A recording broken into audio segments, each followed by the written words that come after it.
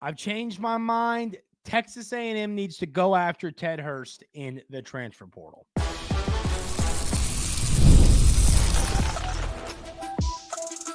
You are Locked On Aggies, your daily podcast on the Texas A&M Aggies, part of the Locked On Podcast Network, your team every day.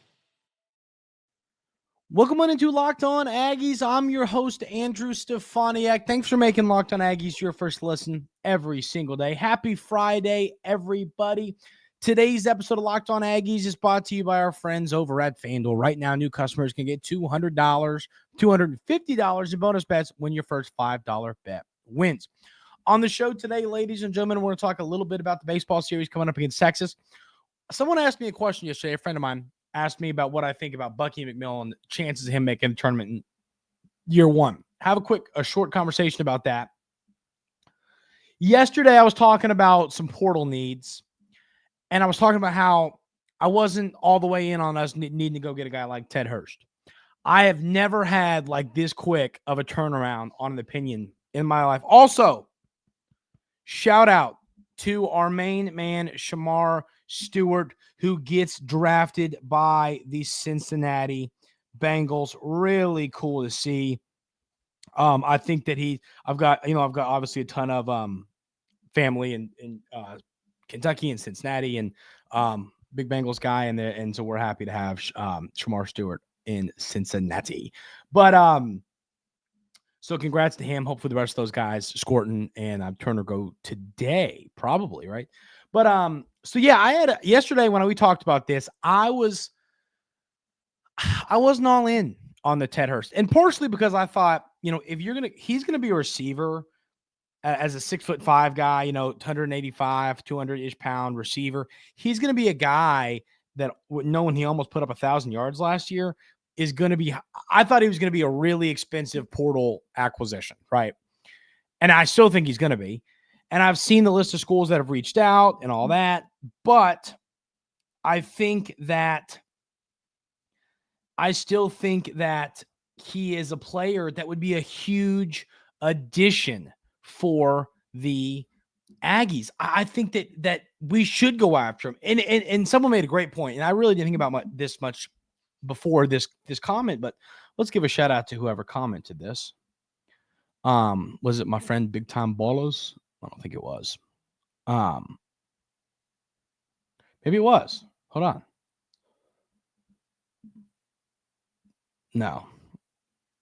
Oh, okay. It was Mark Murray that says that we need a taller guy. And that's when I really looked down at our guys, and I'm like, I know we got Jerome Miles coming in, and he's a bigger receiver, but he's going to be a freshman, obviously a highly talented freshman, but still a freshman. And I'm all in on going to get a guy like Ted Hurst. Because, when you look at our receivers, let's pull up our roster here and look at the heights of our guys. Because you don't have anybody that is crazy tall in this room, or at least that's going to get a ton of.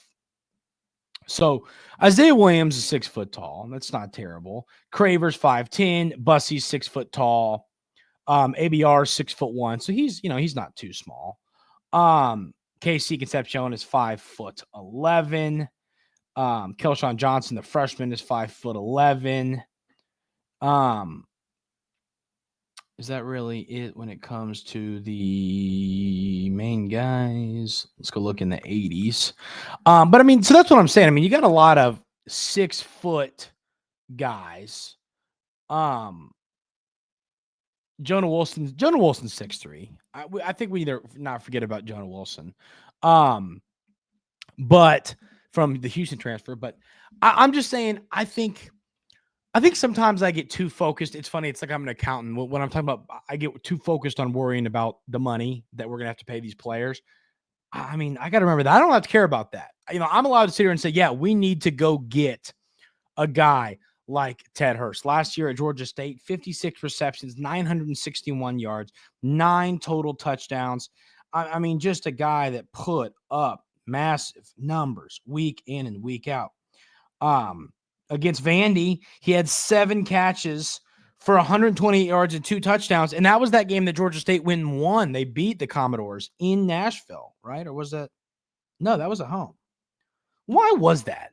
Do y'all remember that game? That was a weird game. They played a home game against Vandy. I don't understand why they do that. It was like when Bama and Saban's last year went and played USF down in wherever USF is. Is it in Miami? I think maybe whatever, down in South Florida. But so that's interesting to me. But I think our wide receiver room is incredibly, incredibly talented. And I've said that. I have concerns now about some of the heights of these guys. And I also just think you can go and add another guy. And now, do I think that it's really important to have a receiver be like, okay, well, this guy's 6'1" and we need a 6'4" guy? I don't think it's the biggest difference in the world, but Ted Hurst is also a proven player that had a great season last year for the Panthers of Georgia State. And I think he's a guy, what the heck, go make a run after him. And I talked about the portal yesterday. I mean, I think there's some other, if it does become a concern of money in the portal, which I don't think it will, but if it does, I do think priorities should be defensive tackle. I mean, I think that's the number one thing that we need. We need more big guys in the middle on that defensive line. That should be the number one priority. But if you need to go get somebody, I'm fine doing it like that. I think that it's going to be just fine to go get a guy like Ted Hurst. But once again, if you need the money elsewhere and you got to go get a defensive tackle, I get it. But I mean, I think if we've got some NIL money and we got some roster spots, obviously Ernest Campbell hit the portal. And so there's some guys that we could go get. I'm all for it there. But so I'm anxious to see what ends up happening there. But Leah, I want y'all to let me know in the YouTube comments, how do we feel about going to get another wide receiver? I mean, because I've talked about it. I mean, when I talk about the receivers, I think that you're going to have, I think you have a lot of receivers that can play slot or outside receiver. You know what I mean? You got a lot of those guys that could do it all. I wouldn't hate going to get a guy that is going to simply play outside. And that's who Ted Hurst would be. Because I mean, like, Craver, Bussy, they can play inside and outside. Isaiah Williams can play inside and outside. ABR can play. ABR is probably more of an outside guy, but I'm sure if he needed to, he could play inside. When it comes to what it takes to be a good slot receiver, those are the guys that are kind of shifty. You know what I mean? Those are your shifty guys. And I think that you like Casey, but at the end of the day, Casey Concepcion is going to be your shifty guy there. So I kind of think that if you go get someone to come in and play outside along him, I think it could help this wide receiver room. So I'm anxious to see what happens. I saw an initial list of schools that are interested in Hurst, and I didn't see A&M listed. I've seen a lot of the fan base interested in Ted Hurst. So obviously the fan base being interested doesn't always make the coaching staff interested, but I've seen a lot of schools. That are pursuing Hurst, and I haven't seen one of them. So that is going to be something that I don't know. We'll see what ends up happening with this room. I think you're in a spot right now that if you had to go into the season with these as your guys, you'd be just fine to do it. But if you wanted to add a player like Ted Hurst, I don't think it would be too bad of an idea. We're going to talk a little bit about this baseball series. It's a very, very, very important one. There's obviously an absolute ton of behind-the-scenes conversations with this baseball series. We all know what it means. It's going to mean a lot to that program. It's going to mean a lot to our program. We'll talk about it coming up right here on Locked On Aggies. But first, I got to tell you about our friends over at Amazon Fire TV. Did you know your Fire TV is also an Xbox? Turn any TV into your gaming and entertainment hub with Fire TV and stick 4K devices. No console required. Just grab your paired controller, subscribe, or sign into Xbox Game Pass Ultimate with EA Play included, and you're ready to play. Dive into hundreds of premium titles from EA Sports College Football 25 to Call of Duty Black Ops as easily as you stream your favorite shows. It's gaming made simple, and it's all on your Fire TV. With Wi-Fi 6/6E and auto low latency mode, advanced technology, Fire TV Stick 4K delivers smoother, more responsive gameplay with lightning fast speeds. And what I love about it personally is you can play all of these video games on it. You can get all your shows on it. It like where we're going as societies, we're trying to get everything onto one thing, and that's what this is doing. Your games, your TV shows, your movies. It is great stuff. So I really highly recommend. I've got a buddy that has the system. I just ordered myself one. Everyone needs to have this stuff. And I'll tell you this as well. If you head to Amazon.com/Fire TV Locked On to get started, Xbox Game Pass Ultimate subscription and compatible controller required. Available on select devices, including Fire TV Stick 4K, Fire TV Stick 4K Max, and Fire TV Cube as well.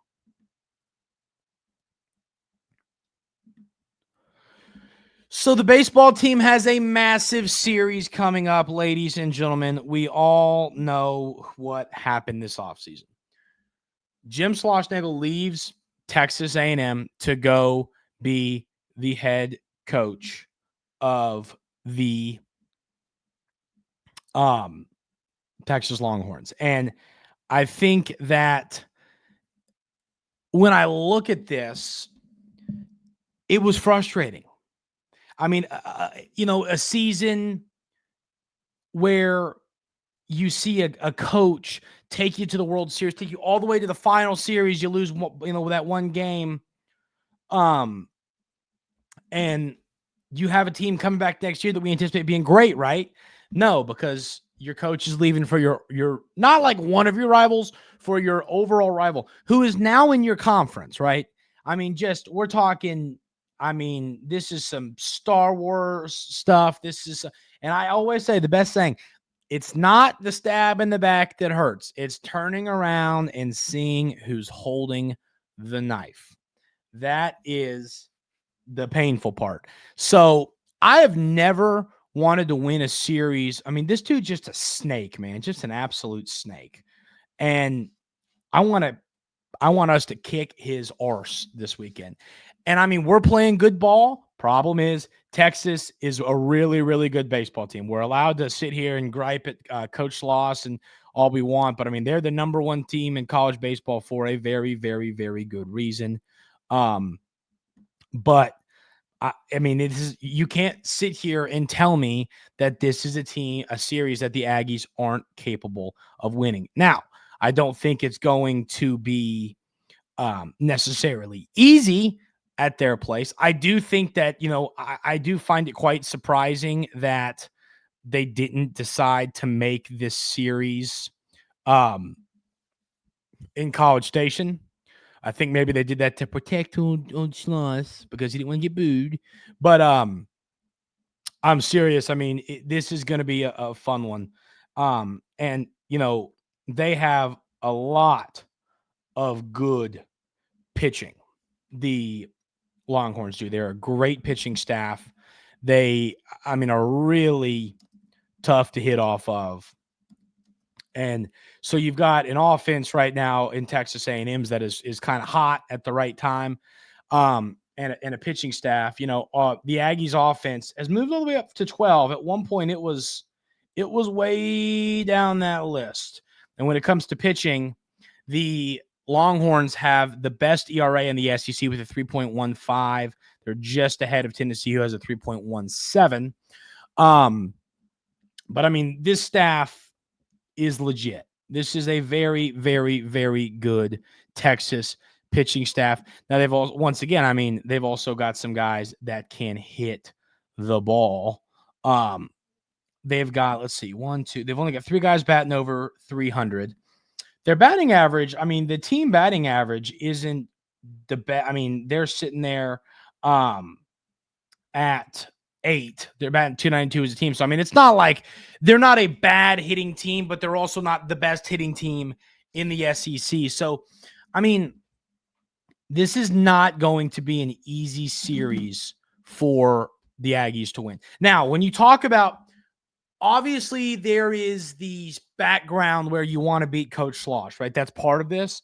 But when it comes to Texas A&M's, the plan for the future and trying to get into the into the postseason and into the tournament and all that, if you can just win one this weekend, that'd be ideal. But yes, obviously, if you were capable, if the Aggies could find a way to win this series, that would be really, really awesome as well. So, we're going to see what happens here. I think you need a great outing from Ryan Prager. I've been begging for it. I mean, I don't think you could consider what you got out of him last weekend, despite finding a way to win the game. I mean, he went 4 innings, 6 hits, 4 runs. Weston Moss won us that game. I don't know that you could sit here and say Prager had a great outing. He really hasn't had a day where he just shut somebody down since the beginning of the season, since like his 4th start. So, I mean, this would be an ideal game. And I mean, I'll tell you what, Ryan Prager's a gamer. That kid's going to go out there and he wants to shut them down. And I like that. He's got that good mentality. He's got that mentality, that you've got to have. And I think that I think he's going to pitch well tonight. I do. I think that he's due for a good outing. I mean, because the thing about Prager, he's a pitcher. He's not going to blow fastballs by you. He lives and dies by hitting his spots. And he hasn't been hitting his spots. I mean, you watch the highlights, a lot of the balls that are getting hit a long way on him are getting hit hard are pitches that just aren't in a good spot. I mean, he's putting fastballs middle. So it's a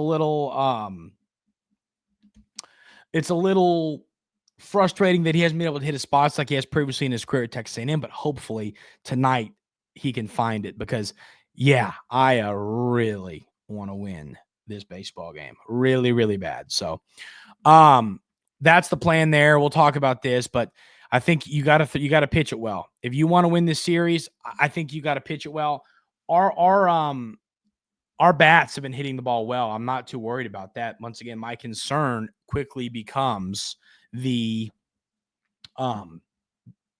pitching staff, but also, I mean, they've got a good staff themselves. We got to find a way to hit the ball. So it's going to be a fun series.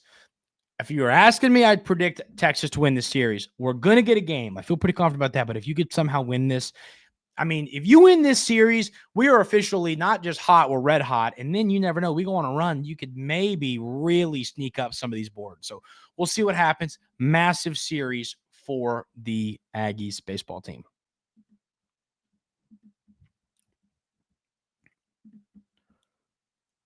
The NBA playoffs are almost here, and FanDuel is giving new customers an incredible way to get in on the action. Right now, when you join FanDuel and place your first $5 bet, you'll get $250 in bonus bets if your bet wins. What I love about FanDuel is it makes it so easy to live bet and same game parlays and all these things that make watching sports even more fun. You can do with ease on FanDuel. FanDuel is the only place you will ever see me betting on sports. It is the best place to bet on sports. And it is a ton of fun. It just makes the game more enjoyable. And that is what I really enjoy about being on FanDuel and betting on FanDuel. So it's a ton of fun. And also, if you join right now, they're going to give you $250 in bonus bets. So head on over to FanDuel. I promise you will not regret it.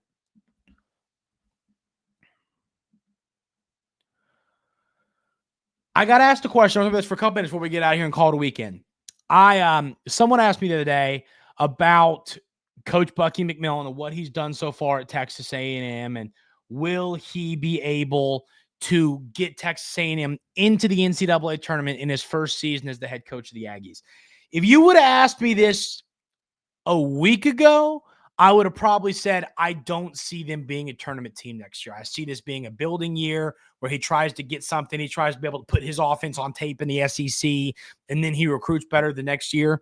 But then when you go get players like Duke Miles and players like McKenzie and Mbako. I think that those guys, if you add a few more solid role players, I'm not saying they're going to win the national championship. I don't think they even get out of the first weekend. I don't think they have a shot in heck to get out of the first weekend. But I think there's a world where they can make the NCAA tournament. So I think that should be the goal in year one. I don't think it's fair to make the goal Sweet 16 in year one for Buck McMillan, the guy who's coming from a lower level of college basketball. He's got a lot to prove. It's going to be hard to recruit at an extremely high level because of just all those details I just talked about. I mean, it's not going to be easy for him to recruit at a super high level. So we'll see what ends up happening in year one. He's not done yet in the portal. If you go add another piece or two similar to Mbako and Duke Miles, I think this quickly could become like, man, maybe they're going to actually be pretty good this year. Now, once again, I'm not sitting here trying to convince y'all they're going to make the first weekend. But yeah, I think they could win a game. I mean, I think they could maybe make it and win a game. I think that's realistic. So, but we'll talk more about this when he gets a couple more recruits. So my answer went from no to maybe. And I think if he does a little bit better, if he keeps doing a good job in the portal, goes and gets a couple more, obviously needs a lot more guys, but a couple more legit pieces, I think that answer gets switched from no to from maybe to yes very, very quickly. That's going to do it for today's episode of Locked On Aggies. Thank y'all so much for being here every single day. I really, really appreciate it. Massive, massive, massive baseball series. Hey, if you can get down to Austin and go boo the heck out of Schloss, go down there and do it. You're going to get yelled at. Who cares? Big series. If we win this, we got to win one, but if we just win this, it would be massive. And I'm really looking forward to watching these baseball games. That's going to do it. Like I said, hope everyone has a great rest of their Friday, has a great weekend, and we'll see you on Monday right here on Locked On Aggies.